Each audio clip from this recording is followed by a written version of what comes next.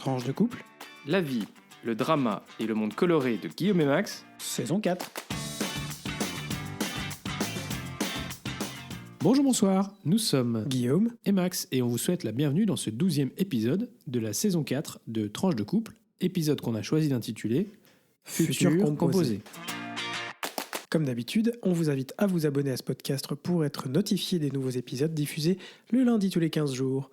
On se retrouve aussi sur Facebook, sur Twitter et vous pouvez nous envoyer des mails sur tranche le chiffre de couple comme le nom du podcast @gmail.com.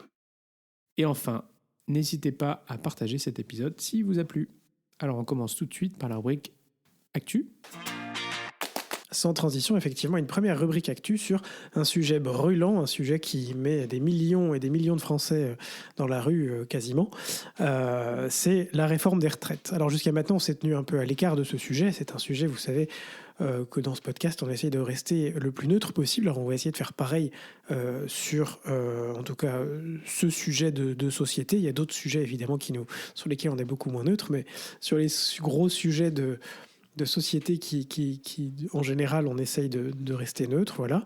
Et donc, un petit point sur cette réforme des retraites en France. Alors, pour rappel, il existe deux principales formes de système de retraite par répartition qui implique que chaque génération cotise pour celles qui sont à la retraite et qui garantit le montant de la retraite finale, et par points, ou pour faire court, chacun cotise pour sa propre retraite sur la base de chaque heure cotisé. Mais ça ne garantit pas le montant de la retraite à la fin. Il existe également un troisième type de retraite, utilisé soit seul, soit complémentairement de l'un des deux autres, qui est la retraite par capitalisation, qui passe par le versement chaque mois ou chaque année par un individu sur un compte d'une certaine somme d'argent qui grandit ou pas en fonction des fluctuations de la bourse pour arriver jusqu'à sa retraite. C'est un peu sur le même principe que l'assurance vie. Alors, qu'est-ce que la réforme de retraite ? Commençons d'abord par la réforme proposée par le gouvernement. Emmanuel Macron, en 2017, avait fait, dans sa campagne, avait dit qu'il souhaitait passer d'un système par répartition, tel qu'il existe aujourd'hui en France, à un système par points. Petit à petit, à force des différents mouvements, notamment les Gilets jaunes, et puis avec le Covid, il a changé d'avis et aujourd'hui souhaite modifier le système existant, mais en restant sur un système par répartition. Cette réforme vise donc d'abord à reculer progressivement l'âge du départ à la retraite, prévu aujourd'hui à 62 ans, à 64 ans en 2030, par tranche de 3 mois par an à partir du 1er septembre 2023. Il y a une deuxième mesure aussi qui est un allongement de la durée de cotisation appliquée plus rapidement que prévu. En effet, en 2014, la loi dite loi Touraine avait prévu un allongement plus long, mais l'idée aujourd'hui, c'est de rallonger la durée de cotisation pour passer de 42 à 43 ans d'ici 2027 au lieu de 2035, sur un rythme d'un trimestre supplémentaire exigé par an. Pour les carrières longues, les personnes qui ont commencé à travailler entre 14 et 16 ans pourront partir à la retraite à 58 ans et 60 ans pour ceux dont la carrière a débuté à 16 ans. Le projet de loi que le gouvernement a soumis, qui est aujourd'hui en discussion à l'Assemblée nationale, intègre également enfin la création d'un fonds d'investissement dans la prévention de l'usure professionnelle et l'assouplissement des règles qui permettent d'utiliser les points pénibilité. C'est un dispositif qui existait dans le passé mais qui avait été largement raboté en 2017 lors du premier mandat d'Emmanuel Macron. Comme quoi, il n'y a que les imbéciles qui ne changent pas d'avis. On ne va pas ici rentrer dans tous les détails plus profonds du système français, c'est pas l'objectif, car c'est un système fort complexe avec par exemple 42 caisses différentes qui gèrent la retraite, des dizaines de régimes spéciaux hérités du passé, dont l'objectif du gouvernement est également, et ça a été reconfirmé par la Première ministre il y a quelques jours, de les faire disparaître pour n'avoir que 3 régimes existants. Des réformes dans le passé mal menées ou partiellement menées, notamment sous l'impulsion de la rue, mais vous avez l'idée. Alors, pourquoi ça fait réagir largement dans la population française et parmi les politiques ? L'essentiel des critiques repose sur le fait que ce nouveau système serait encore plus inégalitaire que le précédent, en particulier pour les actifs les plus exposés au risque du travail et pour les femmes notamment, qui se retrouveraient à cotiser plus longtemps si elles ont des interruptions de carrière, par exemple à cause d'une grossesse ou pour s'occuper des enfants ou des proches dans le besoin, ce qui est encore aujourd'hui souvent le cas, c'est les femmes qui s'en préoccupent. Ça, c'est plutôt les revendications qu'on voit sur la gauche de l'échiquier politique. Sur la droite de l'échiquier politique, Les revendications qui sortent seraient que ce système va fracturer la société. Venant de l'extrême droite, c'est assez cocasse, on pourrait dire, mais voilà, c'est en tout cas ce qui ressort du peu d'informations que l'extrême droite a donné jusqu'à maintenant. Beaucoup de critiques et, contrairement à la gauche, assez peu finalement de propositions, même si nous on n'est pas dans des propositions très détaillées à gauche, mais assez peu de propositions sur comment faire. Alors, ce qui est certain, c'est que les réformes des retraites sont pour tout gouvernement un dossier empoisonné, car profondément clivant. C'est là que peut-être, dans un sens, l'extrême droite a pour une fois raison. Il faut ajouter à cela qu'un système qui n'est pas financé à long terme peut s'effondrer ou rendre compliqué de payer les retraites au niveau prévu. C'est d'ailleurs l'un des arguments phares du gouvernement pour dire qu'il faut changer le système, pour assurer que dans 30, 40, 50 ans, les gens qui arriveront à la retraite avec la retraite qui leur est prévue aujourd'hui.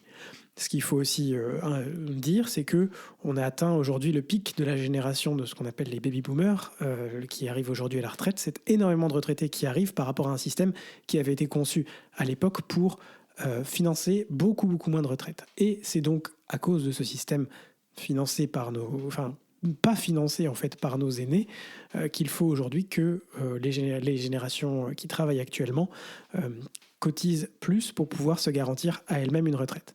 Donc on pourra regretter que le gouvernement ne présente pas une mesure plus de fond, c'est-à-dire qu'on a une vision, on sait qu'est-ce qui va se passer à 20, 30 ou 40 ans si la réforme passe, mais on n'a pas vraiment d'idée de comment le gouvernement va assurer, notamment avec le vieillissement de la population qui a lieu aujourd'hui. Il y aura toujours beaucoup plus de retraités, avec la faible natalité d'aujourd'hui, beaucoup plus de retraités proportionnellement que d'actifs par rapport à ce qui a été cotisé. Et on a un peu de mal à voir en quoi ce changement va permettre de régler ce problème qui se posera, comme je vous le dis, dans 30 ou 40 ans. Dans le même temps, il faut rappeler, et c'est ce que rappelle la gauche, c'est que nous ne sommes pas tous égaux face à la vie et face au travail, et que certains métiers sont effectivement beaucoup plus pénibles, beaucoup plus compliqués que d'autres. Aujourd'hui, une femme, dans un article du Monde, l'exemple qui est pris, c'est une femme cadre à une moyenne qui a 35 ans aujourd'hui, pourra vivre en moyenne jusqu'à 88 ans, alors qu'une femme qui est ouvrière aujourd'hui a une espérance de vie de 75 ans, ce qui fait quand même 13 ans de différence entre deux types de métiers différents. Alors, encore une fois, essayer de simplifier les choses comme le fait le gouvernement. Est-ce que c'est la bonne solution ? Est-ce que ça ne l'est pas ? Je laisserai à chacun le choix de prendre ses propres décisions. Cependant, je trouve, à titre personnel, la revendication de la prise en compte de la pénibilité et des différences de pénibilité en fonction du travail fort importante afin de garantir que chacun puisse être traité équitablement au moment de partir et de profiter de sa retraite. Merci beaucoup, Guillaume. Alors Max, on reste dans nos futurs composés. On espère un futur pas trop décomposé entre les États-Unis et la Chine, qui pour des histoires de ballons. Oui, une histoire de ballon espion. Alors, est-ce que c'est une nouvelle crise de Cuba ? On se croirait dans James Bond, là. On ne sait pas. Alors, vous en avez sans doute entendu parler. Il y a un ballon espion chinois qui se baladerait au-dessus des États-Unis depuis quelques jours. Alors, de quoi est-ce qu'il s'agit ? Dans quel objectif la Chine enverrait-elle un tel ballon ? Pourquoi les États-Unis ne l'abattent-ils pas tout simplement ? On vous donne quelques clés de lecture. Alors, jeudi 2 février, les États-Unis ont annoncé la présence d'un ballon stratosphérique chinois dans leur espace aérien au-dessus de l'État du Montana. Alors, il s'agit d'un ballon volant dans l'espace aérien supérieur, c'est-à-dire à une altitude entre 20 et 100 km. C'est un espace qui n'est pas contrôlé car il est au-dessus de l'altitude des avions. Et par rapport à un satellite de surveillance en orbite basse, l'intérêt de ces engins, c'est qu'ils peuvent rester plus longtemps au-dessus d'une même zone, ce qui leur permet des observations optiques ou électromagnétiques qui, d'un point de vue militaire, sont très utiles. Tiens. Alors, quelle est donc la raison de la présence de cet engin, d'une taille assez imposante quand même, puisqu'on l'estime à 3 autobus, et puis quel est leur objectif ? S'agit-il d'une mission d'espionnage visant des sites américains sensibles, notamment des bases nucléaires, comme les disent les Américains ? Vous savez que dans le Montana, il y a des bases nucléaires avec des silos de lancement de missiles depuis le sol, ou d'un simple aéronef civil utilisé à des fins de recherche, principalement météorologiques, qui se serait égaré. Ça, c'est l'argument de la Chine, c'est ça ? Exactement. Alors, la présence d'un important équipement de guidage et de surveillance, ainsi que de panneaux solaires sur le ballon chinois, attesté par des photos, tendrait à prouver qu'il serait peut-être dirigé à distance, ce qui quand même relève d'un sacré défi.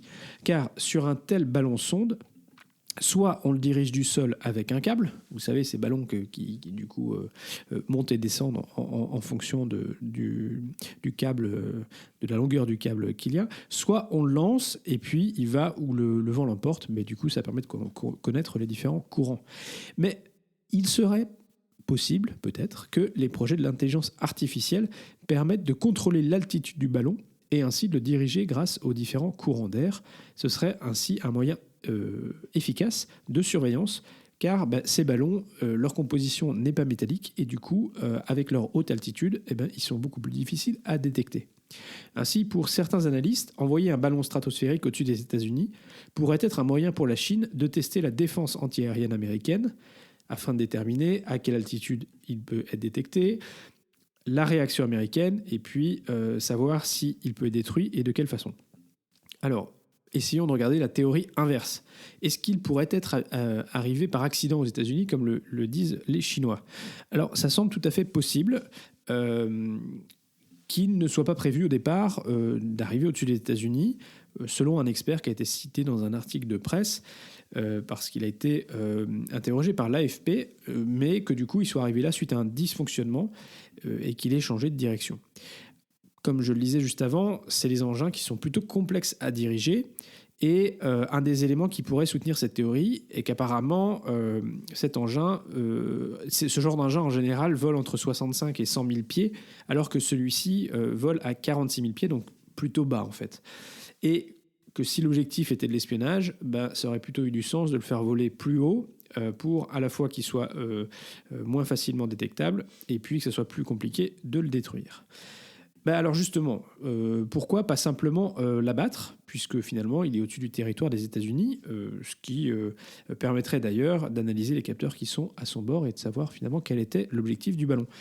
Le Pentagone a apparemment étudié la question, mais l'a écarté pour le moment en disant que, vu que le ballon était assez gros, il y avait des risques pour la population quand il tomberait au sol. Alors peut-être...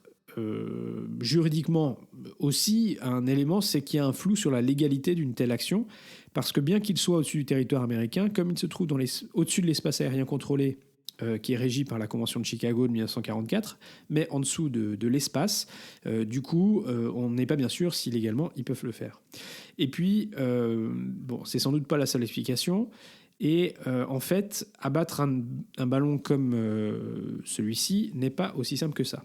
Il se trouve qu'en 1998, un scénario similaire s'était produit au Canada et l'armée de l'air canadienne avait envoyé des avions de combat F-18 pour abattre le ballon qui se baladait de manière incontrôlée.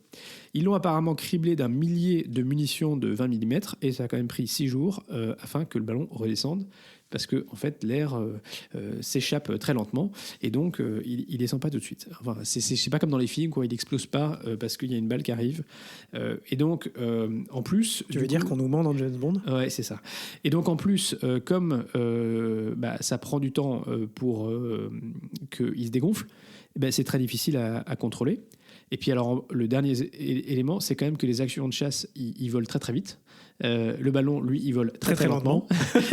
et que par conséquent, l'opération est quand même extrêmement complexe. Donc c'est pas vraiment un ballon du futur, en fait, cette affaire. C'est plutôt un ballon du passé, exactement.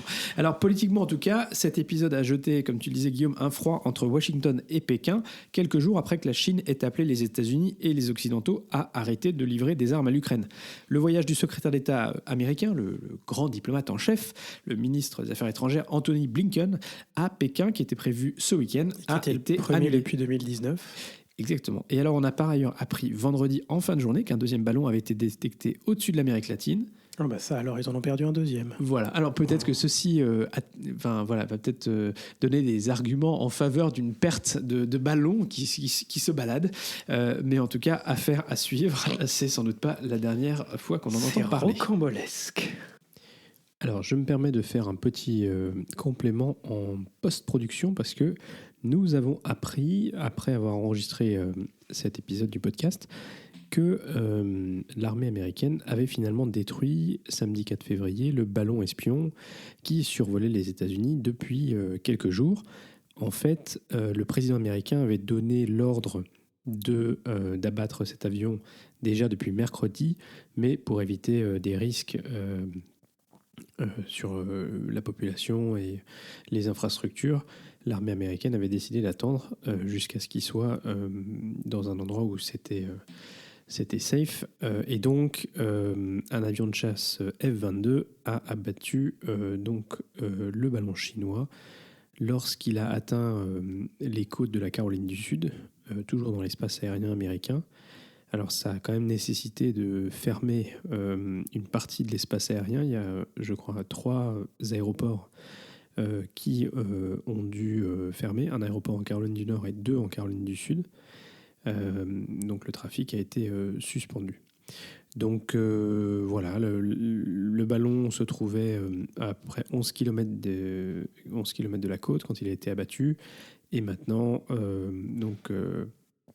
les opérations de récupération sont en cours pour aller récupérer le ballon et analyser ce qu'il y avait comme capteur dessus. Les débris sont apparemment dans des eaux peu profondes, ce qui rendront les choses assez faciles. Alors naturellement, la Chine n'est pas très heureuse parce que du coup, voilà, même si c'était un engin chinois, comme la Chine dit que c'était un appareil, un aéronef civil utilisé à des fins de recherche, finalement, le fait qu'il ait été abattu est perçu comme une provocation. On a eu aussi du coup quelques informations supplémentaires, c'est qu'en fait le ballon était rentré dans l'espace aérien américain déjà le 28 janvier au-dessus de l'Alaska, puis au-dessus du Canada le 30 janvier, avant de revenir à nouveau dans l'espace aérien américain au niveau de l'Idaho le 31 janvier, mais on n'en avait appris l'existence que début février, comme on vous le disait. Voilà pour ce petit ajout update. Merci Max. Alors, une petite actu qui nous servira de transition. Deux actus qui nous serviront de transition, alors Max, vers notre sujet Belgitude. Exactement. Le premier, c'est un grand bravo à la Slovénie qui a ouvert le mariage aux couples de même sexe le 1er février 2023, un pays de plus dans l'Union européenne. C'est très très chouette. Et c'est l'un des premiers pays du gros élargissement vers l'Est de 2004. C'est le premier pays d'Europe de l'Est qui ouvre le mariage à tous et à toutes.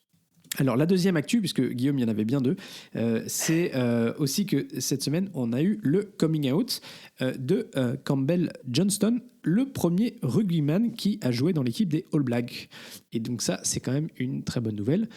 Malheureusement, on pourra regretter quand même que ce soit toujours des ex-joueurs, des joueurs qui ont pris leur retraite, qui font leur coming out, mais en même temps, c'est la première étape. Il en faut pour qu'ensuite, peut-être, des joueurs actifs, en tout cas, en activité, empouvoirés, puissent se sentir prêts à le faire. Comme on dit en anglais, ressentent le pouvoir de pouvoir faire leur coming out sans... J'ai envie de dire sans danger, c'est à peine exagéré, mais en tout cas... Exactement, donc ça c'était notre petit point d'actu LGBTQIA+, et on a un point Belgitude qui est aussi lié, c'est pour ça Guillaume que tu parlais de transition. Absolument, Max. Retour sur, en Belgique, les 20 ans de la loi sur le mariage pour tous. Le 20 janvier 2003, il y a maintenant plus de 20 ans donc, la Belgique devient le 2e pays du monde après les Pays-Bas à ouvrir le mariage aux couples de même sexe. Ce qui représentait à l'époque une avancée majeure, une avancée sociétale majeure, mais qui peut paraître aujourd'hui, notamment en Europe de l'Ouest, relativement banale, puisque seule l'Italie ne propose pas à ce jour d'options similaires. Petit rappel, les demandes de progrès et dans la reconnaissance des conjoints ont explosé dans les pays notamment d'Europe de l'Ouest et d'Amérique du Nord. Et elles sont liées, c'est pas forcément évident, mais elles sont liées à l'épidémie de sida. Pourquoi ? Parce que l'épidémie de sida a créé de plus en plus de situations fort compliquées où l'un des conjoints est décédé du sida et l'autre se retrouvait sans rien, sans aucune reconnaissance ni légale ni juridique. Alors c'est pour ça qu'un certain nombre de pays ont commencé à étudier la question au milieu des années 90 environ. est créé dans un premier temps. Donc, par exemple, en Belgique, un statut de cohabitation légale en 1998. En France, on a créé le PACS en 99. On se souvient de Christine Boutin, et on y reviendra tout à l'heure, brandissant la Bible dans l'Assemblée nationale à ce moment-là. Mon Dieu. Enfin, les Pays-Bas qui ont ouvert la course la légalisation du mariage pour tous, du mariage homosexuel, en 2001. Et puis la Belgique, deuxième pays, en 2003. Alors, comment est-ce que ça a été possible ? Eh bien, ça a été possible puisque pour la première fois, à ce moment-là, la Belgique n'était plus dirigée par une coalition dans laquelle étaient intégrés les partis démocrates chrétiens. Eh oui, oh Christine Boutin. Et donc, pour la première fois depuis 40 ans, cette coalition s'est faite sans ces partis et a pu mettre en place un certain nombre de réformes sociétales, notamment sur le mariage pour tous, mais également, par exemple, sur l'avortement. En Belgique, aujourd'hui, les mariages homosexuels représentent 3% des mariages. C'est un chiffre relativement stable depuis des années. Voilà, ça ne représente pas forcément grand-chose par rapport à la population, mais ça vous donne un peu une idée de ce que ça représente. Il faut savoir que, contrairement à la France, qui en 2013 a adopté à la fois le mariage pour tous et l'adoption pour les couples homosexuels, la Belgique n'a rajouté l'adoption dans cette loi, la possibilité pour les couples homosexuels d'adopter qu'en 2006. Alors, si on voit des progrès, c'est malheureusement souvent dans des pays qui ont déjà ouvert des droits d'une façon ou d'une autre et qui protègent déjà les personnes LGBTQIA+. En Afrique, sauf en Afrique du Sud, qui n'est pas du tout question du mariage homosexuel, rappelle Rémi Bonny de l'association Forbidden Colours. Pire encore, l'homosexualité est passible de la peine de mort dans de nombreux pays africains et arabes. Il y voit cependant une évolution positive, notamment en Asie du Sud-Est. Il y a Taïwan, par exemple, où le mariage a été ouvert aux personnes de même sexe en 2019. Des mesures sont également prises en faveur d'une plus grande égalité des droits en Inde, en Thaïlande et à Singapour. Comme d'habitude, affaire à suivre, mais c'est une question de futur, très clairement. Merci beaucoup, Guillaume, et c'est très très chouette. Alors, petite vie de couple, une spécialité locale, on vous en a déjà parlé. Alors, on s'engueule beaucoup, on a parlé de la voiture, on a parlé de plein d'autres contextes, et là, on voudrait vous parler de l'engueulade au petit déjeuner. Ah là là, le petit déjeuner. Bah oui, il faut dire qu'avec Guillaume, on n'a pas forcément les mêmes rythmes. Grave, moi, faut pas me parler le matin. Non, mais on va pas se mentir. Et alors, quand Max commence à dire tu peux faire ça, tu peux faire ça, tu peux faire ça, ou alors ta, moi, j'y suis pas là. Stop, pousse, pause. Oui, alors si c'était aussi simple que ça, Guillaume, ce serait simple. Qu'est-ce qui est compliqué ? Non, mais effectivement, si tu disais pouce, on en reparle un peu plus tard, tu vois. Et c'est là où la théorie et la côtés pratique. Un petit peu sanguins prennent le dessus. Les théières ont volé, hein. Non, je plaisante. Mais... Et donc, voilà, comment dire, le ton est un petit peu monté. Il n'y a pas eu de grandes engueulades, hein, mais c'est juste que la tension, tout d'un coup, il faisait un peu frais dans la pièce. Tout de suite, on a eu chaud. Oui, on a eu chaud pas longtemps parce que du coup Max est monté boudin au premier. C'est pas vrai, me suis préparé pour partir. Ah pardon. Nuance, ne mélangez pas tout. Ben voilà, non mais parfois il faut aussi donner le temps, se donner un peu de temps à tous les deux, donner un peu de temps à l'autre. Voilà. Moi il ne faut pas me parler le matin, il ne faut pas me parler le soir, en fait taisez-vous. Ouais. Non, il y a une semaine, en plus c'était une semaine un peu compliquée. On était à moitié malade en plus. Fatigué, ensuite malade, forcément, ça c'est le corollaire. Quand on est fatigué, on tombe malade juste après, ça c'est bibi. On a quand même relativement, enfin moi en tout cas, Max aussi un peu, mais énormément de boulot depuis qu'on est rentré de vacances. Pas forcément que lié aux vacances, mais entre autres un peu lié à ça aussi. Et du coup, c'est là qu'on se rend compte aussi de combien nos rythmes sont différents et comment il faut toujours, on en revient à la même chose, être en communication avec l'autre et écouter l'autre. Exactement. Et ça, c'est sûr que les rythmes différents, ça aide pas forcément parce que, en général, je me lève plutôt Guillaume, mais du coup, j'ai pris. Et puis surtout, en général, je commence ma journée par prendre une douche, ce qui fait que du coup, je suis bien réveillé. Je veux faire 2-3 trucs avant de partir bosser. Et ben voilà, Guillaume, il se lève tranquille et il descend pour le petit-déj. Donc, on n'est pas exactement en phase complètement, mais il faut. Donc, moi, j'ai besoin de vider un lave-vaisselle avant de pouvoir être. Donc, ce matin-là, je pense qu'il n'y avait pas de lave-vaisselle à vider et du coup, compliqué. Voilà. Et tu n'avais pas eu ton thé encore, et du coup, compliqué. Mon Dieu. Bon voilà, ça c'était pour notre petite spécialité locale qu'on voulait vous partager, et peut-être que vous aussi vous avez ce genre d'expérience, ou peut-être que vous avez quelques conseils, n'hésitez pas à nous les envoyer. Alors, deuxième sujet qu'on voulait aborder dans la vie de couple, c'est une réflexion qu'on a en ce moment autour de la voiture. Alors vous savez, on vous avait déjà dit que on avait le projet d'acheter une voiture électrique. Voilà.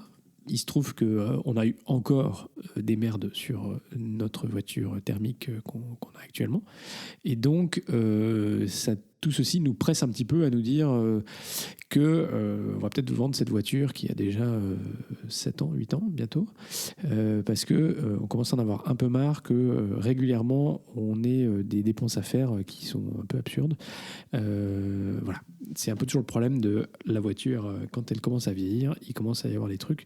Mais alors quand globalement, il n'y a plus de chauffage et que c'est la pièce qui est grillée et puis qu'ils l'ont déjà changé il y a moins d'1 an, ça fait un peu chier. Pardon, excusez-moi pour mon langage.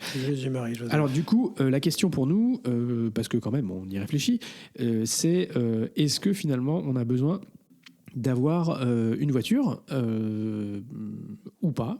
Il se trouve que, comme on vous l'a dit, on a la chance de pouvoir aller au travail en vélo, tous les deux, après avoir utilisé la voiture pour aller au boulot chacun. Et donc, c'est un vrai plaisir, un vrai confort. Mais du coup, ça veut dire aussi que notre voiture, elle reste parquée, elle reste stationnée dans la rue la grande majorité du temps. Comme la majorité des voitures, faut dire, mais bon... Voilà, nous, encore plus que d'autres. On l'utilise finalement en vrai, on l'utilise pour aller en vacances, surtout l'été où on part, on a la chance de pouvoir partir à peu près 1 mois. Et puis en fonction à Noël, et puis une fois de temps en temps pour faire un week-end. Voilà. Mais en général, et de plus en plus, on essaie d'utiliser le train quand c'est possible. C'est vrai que notre grande transhumance de l'été, la voiture, elle a quand même son avantage parce que c'est pas toujours facile dans les transports en commun d'aller au fin fond du monde comme on a l'habitude. Tout à fait. Alors du coup, la question qu'on se pose, c'est est-ce qu'on essaye du coup de vivre sans voiture ? Est-ce qu'on rachète une voiture ? Est-ce qu'on essaye une période sans voiture ? Alors moi, il y a quand même un élément de réflexion que j'ai en tête, c'est que parmi l'envie de changer de voiture, c'était aussi de ne plus utiliser une voiture thermique. Et donc, la difficulté, entre guillemets, qu'on peut avoir, c'est aussi si on n'a plus de voiture, mais qu'on se retrouve à toujours continuer à utiliser des voitures thermiques qui fonctionnent au pétrole, on n'a pas complètement en louant des voitures, parce qu'il faut quand même reconnaître que la majorité des voitures qu'on peut louer aujourd'hui, c'est des voitures qui fonctionnent à l'essence ou au diesel. Et donc, c'est un petit... Enfin, moi, ça me gratte un tout petit peu. Et voilà, alors déjà louer des voitures, en général, ça peut être un peu plus compliqué en termes de logistique, parce que d'une part, il faut que la voiture soit disponible, il faut réserver longtemps à l'avance, il faut après aller chercher la voiture, la ramener. Il y a les contraintes aussi de se garer dans la rue, parce que aujourd'hui, notre voiture, elle est déclarée à la commune, donc on peut se garer gratuitement dans la rue, mais si on loue une voiture et qu'on doit la stationner une journée à l'aller au retour, en fait, du coup, il faut payer le stationnement. Stationnement qui peut parfois être un peu cher aussi quand on n'est pas enregistré. Voilà. Et puis, par ailleurs, financièrement, comme il y a assez peu de voitures électriques, parfois la location de voitures électriques est d'abord plus compliquée à trouver, et puis parfois ça coûte aussi plus cher. Voilà, tout plein de réflexions qui nourrissent notre mais on ne se précipite pas encore, mais on en discute. On ne se précipite pas, on réfléchit, on est en train de réfléchir sur comment on s'organise l'été prochain. Sur un coup de tête, on va vous dire on a vendu la bagnole. Voilà. Yes. Et donc futur, voilà. C'est pas de voiture. Donc, voilà, peut-être que vous avez aussi réfléchi à tout ça. Si vous avez des conseils, des suggestions ou un partage d'expérience, vous n'hésitez pas. Ça nous fera plaisir d'entendre parler de tout ça. Merci Max. Et Guillaume, c'est toi aujourd'hui qui nous fait la rubrique Geek ? Tout à fait, pour une fois c'est moi. Et alors, je vous parle futur, je vous parle application du futur, je vais vous parler de ChatGPT. ChatGPT. Ah bah voilà. Alors, aujourd'hui, on a décidé de laisser d'ailleurs ChatGPT répondre à la question « Qui êtes-vous, Mr. GPT ?» Alors, il nous répond « Je suis ChatGPT, un modèle de langage développé par OpenAI. » On va pas aller très loin avec ça. Mais alors, qu'est-ce que tu fais ? Je lui ai posé la question en ligne, on vous postera ça sur les réseaux sociaux. Qu'est-ce que tu fais dans ta vie ? eh bien, il nous dit je suis un modèle de langage AI, IA, d'intelligence artificielle. Je n'ai pas de vie ou je n'ai pas de travail. Je suis écrit pour générer un texte basé sur ce qu'on me donne pour le faire. Alors je lui demande, est-ce que vous pouvez être un peu plus précis dans votre réponse? Alors je vous dis, je traduis en direct donc depuis l'anglais. Et après j'ai découvert qu'il le faisait en français. Mais enfin bref, c'est pas grave. Donc il me répond, bien sûr, comme un modèle de langage, je génère, je procède comme un humain pour écrire du texte basé sur les inputs, les informations qui me sont données par des utilisateurs ou que je trouve sur le web. Je peux répondre à des questions, je peux chatter, je peux faire des résumés d'informations, je peux générer du contenu écrit et beaucoup plus encore. Ça dépend en fait de la tâche que l'on m'a programmée pour faire. Ça, c'est les réponses de ChatGPT. Alors, c'est une avancée passionnante dans le domaine de la technologie de langage. C'est un modèle de langage, comme je le disais. Et là, c'est mes propres informations que je vous donne, entraînées par une société qui s'appelle OpenAI, qui est capable, donc, comme on le disait, de générer du texte basé sur les informations qu'elle trouve sur Internet. Il s'entraîne donc avec un vaste corpus de textes, des articles de journaux, des romans, des scripts de films, de télévision, des conversations en ligne. C'est une intelligence artificielle qui est capable d'apprendre en continu, c'est-à-dire qu'elle va continuer à découvrir de nouvelles informations, à analyser de nouvelles informations, à les ressortir quand on lui demandera. Elle est capable aussi de s'adapter au type de questions et à l'environnement dans lequel elle évolue. Alors, ce qui est quand même toujours intéressant de savoir avec une intelligence artificielle, c'est qu'effectivement, elle apprend en fait au fur et à mesure sur la base d'un corpus, comme le disait Guillaume, mais que du coup, en fonction du corpus qu'on lui fournit, l'intelligence artificielle, elle peut avoir des biais en fait, parce que si on ne lui présente qu'un certain type de langage, si on ne lui présente donc ça c'est pour des intelligences artificielles de langage. Mais par exemple, peut-être un exemple plus parlant, c'est les intelligences artificielles qui font de la reconnaissance faciale, qui font de la reconnaissance des personnes. Ben, en fonction du type, est-ce qu'on va lui avoir présenté des personnes de couleurs de peau différentes, est-ce qu'on va lui avoir présenté une grande diversité, ou est-ce qu'on aura finalement une certaine uniformité? Tout ça va influencer la personne. Comme vous pouvez être influencé dans la vie, en fait, en fonction de ce que vous allez lire, en fonction de ce qu'on va vous apprendre, vous serez influencé, votre réflexion sera influencée. Et donc, l'intelligence artificielle, elle peut aussi être fortement biaisée en fonction de ce qu'on lui aura donné comme corpus sur lequel se baser. Et si on lui donne, par exemple, une page Wikipédia qu'on vient de modifier pour mettre un certain nombre de bêtises dessus, en lui posant une question, elle va nous dire des bêtises. Mais finalement, c'est très humain, ça, de finir par dire des bêtises avec des choses piochées sur Wikipédia quand on y pense. Oui, mais alors du coup, le risque, c'est qu'effectivement, de propager des fake news, parce que comme ça vient de ChatGPT, c'est forcément vrai. Et donc ça, c'était un vrai sujet. Et puis Alors, il faut savoir qu'il y a un deuxième sujet aussi, je te redonnerai la parole après, mais il y a un deuxième sujet pour lequel je vais vous donner un exemple très concret. C'est celui de l'utilisation de ChatGPT à des fins de triche, notamment universitaires aujourd'hui. On a par exemple l'université de Strasbourg qui a fait repasser un examen à 30 étudiants, un examen qui portait sur le QCM, qu'ils ont dû faire à la maison, qui portait sur l'histoire du Japon. Alors déjà, faire un QCM à la maison, je ne sais pas d'où ils ont trouvé que c'était une bonne idée, mais enfin bref.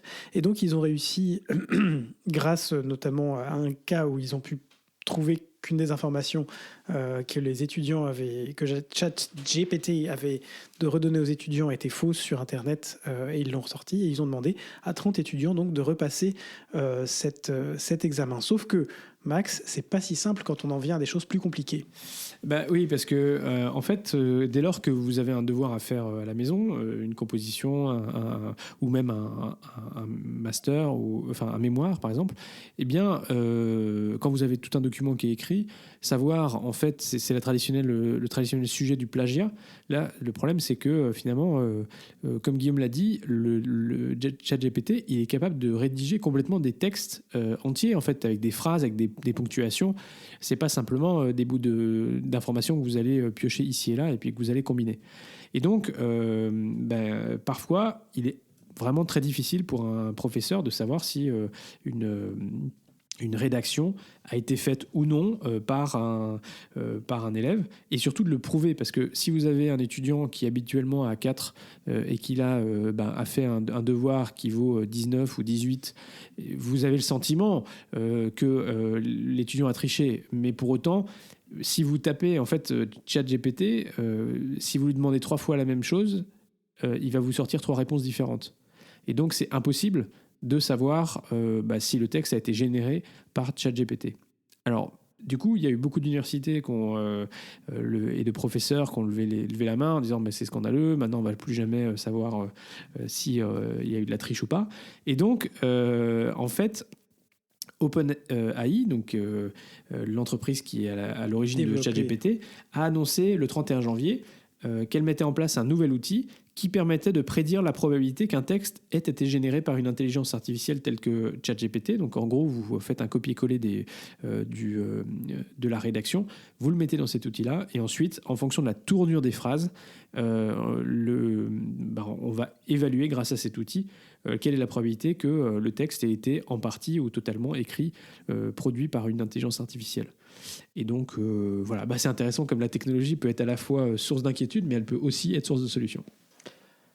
Merci Max. Donc c'est un outil du futur, mais il va falloir trouver comment l'utiliser avec parcimonie. Et voilà, c'est déjà la fin de ce 12e épisode de la saison 4. Si vous êtes arrivé au bout, bravo et merci, et on espère que vous l'avez trouvé intéressant. On est très heureux de vous compter parmi nos auditeurs. Cœur.